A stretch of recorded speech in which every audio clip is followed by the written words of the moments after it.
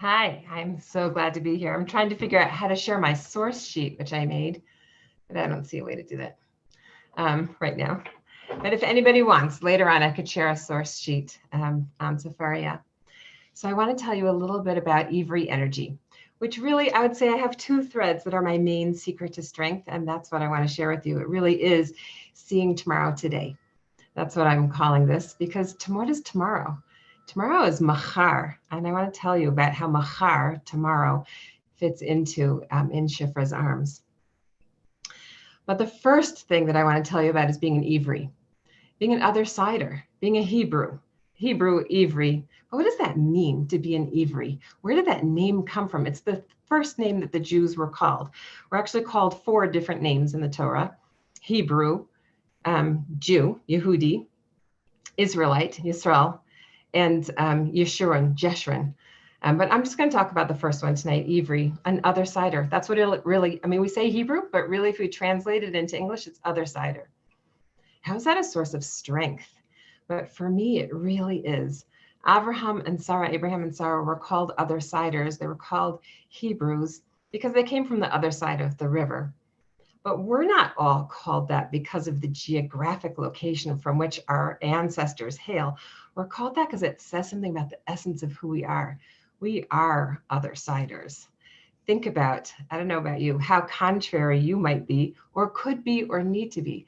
The holy chutzpah that we need to have, the sometimes unholy chutzpah that we do have, but that's all rooted in the energy of other sider, the ability to stand alone and stand apart, do something very different than everybody else is doing.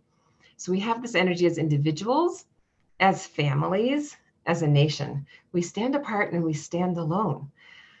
So Abraham, who's the first other sider, when he first was told, Lech lecha, go to yourself, he wasn't shown what tomorrow would look like. That's why it was a really hard test for him. God just said, go to yourself, go. Just get out of here and go to where I'm going to show you, with no vision of what that was going to be. It was a total trust, not fall, but trust jump forward, total trust jump. But later, when Abraham was trying to figure out how is this going to work for my descendants? I mean, it's one thing for me to do a trust jump, but now, God, you've said you've picked me, and I don't understand how this is going to work, like that I'm going to have children, that I'm going to be the father of a great nation, that my children will choose you. How is that going to work? Abraham asks Hashem. And Hashem says, don't worry at all. I have a total plan for you. The plan is, I'm going to show you tomorrow. He shows him the plan in the covenant between the parts. And the plan is kind of a scary plan. Let me just tell you what he says. I'll just read it in English. He says, know well that your offspring will be strangers in a land not theirs, and they'll be enslaved and oppressed for 400 years. That's a bad tomorrow. But I'll execute judgment on the nation that they shall serve. Okay, that's a better tomorrow. And in the end, they shall go out free with great wealth. And as for you, even next tomorrow, you will go to your fathers in peace. You will be buried at a ripe old age. Okay, so now Hashem is actually sharing with Abraham a message. Look, I have a workshop designed for your children. We're not going to discuss the workshop now, but he's got a whole workshop design. He says, Abraham, don't worry. I know you chose me. It was a whole big process, the whole Lech Lecha, the whole story, everything that you went through. There was a lot of work for you to choose me. I gave you a lot of workshops for you to grow through. But don't worry, I have one planned just right for your children. I'm going to send them into the crucible of Egypt. I'm going to squeeze them tight. Mitzrayim, Egypt means tightness, a squeeze. I'm going to squeeze them so hard. But then I'll take them out, and in those empty places, I'll let them absorb the light of the Torah at Mount Sinai, and they'll be transformed into my children, into my family. So it's a whole long process. But Abraham was first given strength by being able to see tomorrow. I love that Rivka Malka started with compassion, because compassion and tomorrow actually are spelled with the same letters. Compassion is rachamim, which is actually the root of the word rechem, womb.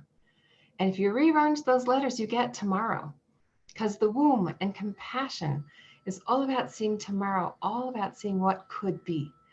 If you think about it, Rabbi David Foreman teaches, think about like the difference between rachamim, mercy or compassion, and justice, din. You know, on the high holy days, we ask Hashem, please, Hashem, get out of your chair of judgment, move over to your chair of mercy and judge me from that place, please. And what are we saying? God, don't notice what I did. God can't not notice what we did. God is a God of truth. He sees everything. So we can't say, please turn a blind eye to everything I did, even though like we're too nervous to be judged in that space. So what do? We say, please, God, ask a different question about us. Don't ask the question from your throne of judgment. What have you done? That's the throne of judgment. And it's a scary question. What could the answer be? Yikes, things I shouldn't have or not enough. Like he's not. So we're saying, please, God, ask us a question from your throne of mercy. What is that? It's the question of the womb. It's the question of tomorrow. What question does the womb ask the zygote that presents itself? Right? That newly fertilized egg that presents itself to the womb. The womb can't ask the question, what have you done? Because it has no past. But it still has to evaluate, shall I invest in you? Shall I give you 9 months of my time and energy? Shall I throw up over you and mess up my figure because of you and spend $250,000 on yeshiva tuition before college on you? Shall I? Right? So the womb has to ask that question. And the question is only a question of future. It's a question of tomorrow. Not what have you done? Who can you become? Who can you become? That's the question of compassion. It's the question of where am I going? What is my direction? Who can I become? How can I see tomorrow today? How can I look forward and see why it's worth it to hang on? And that is what Hashem was first teaching Abraham in that first covenant between the parts is, let's look for tomorrow. I'm going to show you where tomorrow is and how you can get there. And then that tool is really used. Think about now in this week's Parsha, Shifra. The midwife Shifra is told by Pharaoh, kill all the children, all of them. Well, kill all the male children, all of them, and only let the girls live. And in the first act of civil disobedience, Shifra, the strong woman, says, I will never answer that I'm just following orders. I'll make a decision for myself what I'm supposed to do. I'll be an Ivri. I'll use my Ivri energy of standing strong, standing alone, and standing apart, and I'll make a good decision of who I need to be by seeing tomorrow. No, we need all these children, but I will stand strong in my Ivri energy.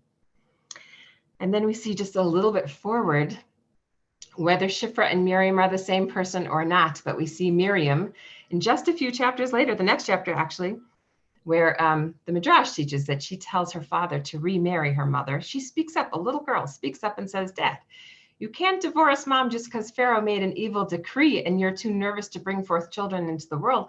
Well, your decree is even worse than Pharaoh's decree.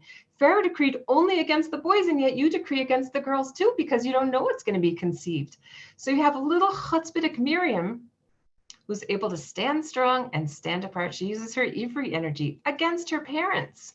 Right? Really, you're supposed to follow what your parents do. But she, as a little girl, says, that I'm an Ivri. I know what I stand for. And I stand for tomorrow. That's what I stand for. I stand for strength and the Jewish people. And Dad and Mom, you have to get back together. And so they remarry. And they have Moshe Rabbeinu. They have the bringer of tomorrow. And then you have actually coming out of Mitzrayim, where we're given our superpower as Jews. And this is really my very favorite mitzvah, if I could say there's a favorite, is when we first come out of Egypt. The first mitzvah that we get is Rosh Chodesh. Okay, count a new month. The month starts again. But it's not just that. It's actually the power of making everything new.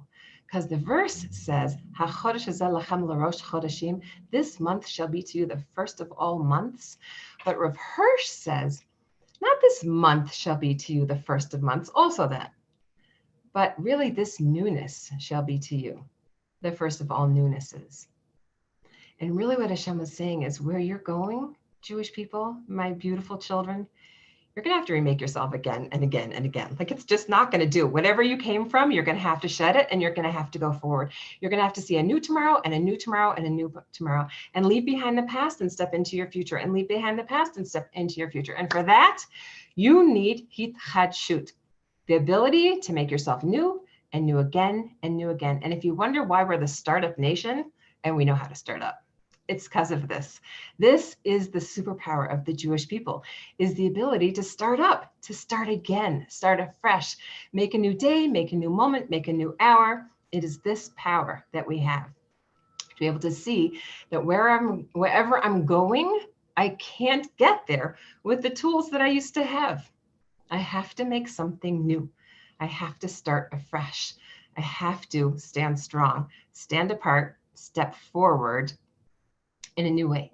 So that is the koach of hitchadshut. But then, and we see then Miriam takes that, she packs the drum. She says, oh, we're leaving Egypt. It's a scary time, but I'm going to take my instruments. I see tomorrow today. I know for sure we're going to celebrate. There's going to be a time to use this. I see it. I see it ahead. Okay, now let's talk about how you use that as a tool. How do you use that Ivri energy as a tool? We could for sure see the energy of tomorrow as a tool to keep your eye ahead. But what about that ability to stand strong and stand apart and stand alone? So I'll tell you the story, a brief story of when I was in the hospital one time with a grandson who was not healthy at all. And we were just beginning to understand how unhealthy he was. And I was in the hospital and it seemed that he had seizure disorder. And they were trying desperately to stop these seizures. One medicine, another medicine, 1 week, another week, a third medicine, a fourth week. And now they wanted to take away, they wanted to put him on the keto diet to stop these seizures, and no nursing because nursing milk has too much sugar in it. And it was so hard. But now that my daughter couldn't nurse this 6-week-old baby, 8-week-old baby, I said, go home. I'll stay in the hospital with him for Shabbos. You know, you can't nurse him anyway. I'll be here. Don't worry. Go home to your other children. So I thought, okay, I'm in the hospital on Shabbos. It's not Shabbostic at all in a hospital on Shabbos, but I'm an Ivri and I know how to be here. Like I know how to be an other sider and just create a space around me that's like I'm totally an other sider, and it's Shabbos. I'll be in my Shabbos bubble. I know how to be here. And then after my moment of strength, I had a moment of, oh my gosh, with a baby that might die. Like, we don't even know what's going to happen with him. Like, what is this? So hard to go through this. Like, here is Mitzrayim, this narrow place of being squeezed so tight, and you're just walking through. When will I get to the other side? It's so hard. And I thought, oh my gosh, the other side. That's what this whole world is this very, very narrow place where you're squeezed so tight and you're just trying to get to the other side. That's right. Kol ha'olam kulo gesher tsar ma'od. What is this world but this narrow place? A narrow what? It's a bridge. A narrow bridge. What is this world bridge? It bridges the soul world to the soul world, right? Before we're born, we're a soul. And then we dip into this world and we wear a body. And when we shed our body, we're a soul still. And where are we going? We're going to the other side of the bridge. And I thought, oh my gosh, that's who I really am. I'm an Ivri. I'm an other sider. Like I'm from the other side of the bridge. That's where I'm from. I'm a bat olam haba. That's who I am, a daughter of the next world. I'm a soul wearing a body. I know how to go through hard times. I could totally do this. I could stand alone in this narrow place and look ahead to, I have to look ahead to olam haba to feel better about this whole thing. That's a long way off. It's a long way off. And right now is really hard. And I realized there that if you want to get through the hard, you have to go through it. There's no way around it. That what you have to do is see ahead to the positive and walk through the difficult. The only way to get the whole is through the broken, And as I thought about that, I thought about, oh my gosh, that's the sounds of the shofar, right? You have Tekiah, Hol, Shvarim broken, Tkiya whole, Tkiya whole, Trua broken, Tkiya whole. Again, whole, broken, whole. That's our lives. We go from wholeness to brokenness to wholeness to brokenness to wholeness to brokenness to ultimate wholeness, Tkiya Gdola. We have to hold on and go through these narrow places, seeing tomorrow today. But we don't have to walk alone. We could just put our hand up and say, Hashem, could you please cross me the bridge? It's not an easy place to cross, and I don't know if I could go by myself. I need a helping hand.